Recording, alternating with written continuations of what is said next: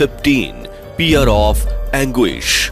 नाशपाती जैसे दिखने वाले इस घातक हथियार को द चॉक पीयर कहा जाता है।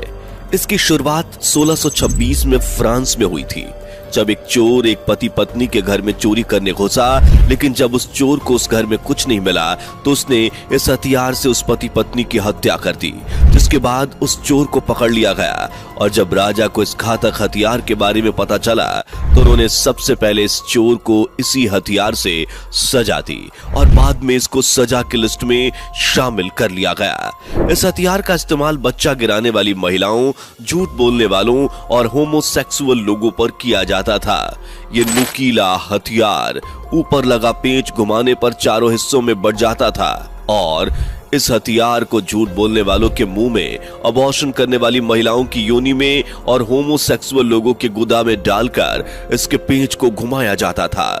जैसे जैसे पेंच घूमता ये बड़ा होता जाता, जिससे विक्टिम को असहनीय दर्द होता था। फिर उसकी खाल फट जाती थी और हड्डियां टूट जाती थीं और अंत में विक्टिम की मृत्यु हो जाती थी।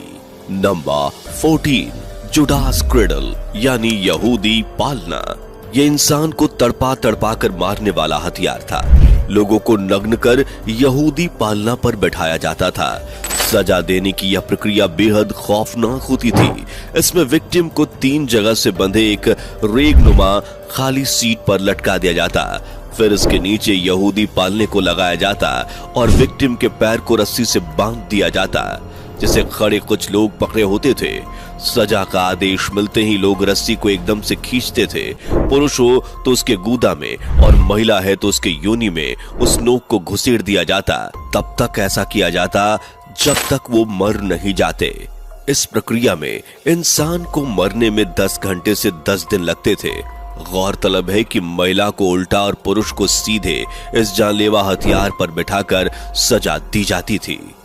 Number 13 breast reaper. Breast reaper लोहे से बना एक ऐसा हथियार था जिसे सिर्फ महिलाओं पर इस्तेमाल किया जाता था। अगर कोई महिला दूसरे पुरुष के साथ अवैध संबंध बनाती पाई जाती थी या फिर उस पर इस तरह का आरोप साबित हो जाता था, तब ब्रेस्ट रीपर के जरिए उस महिला को सजा दी जाती थी, जिसमें ब्रेस्ट रीपर को महिला के ब्रेस्ट से लगाकर जोर से दबा दिया जाता था।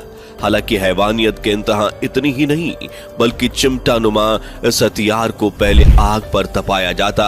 इस सजा के दौरान पीड़िता के उभार को पूरी तरह से बाहर निकाल लिया जाता था। इस सजा में ज्यादातर महिलाओं की मौत हो जाती थी। जो भी जिंदा बच जाती थी उनकी जिंदगी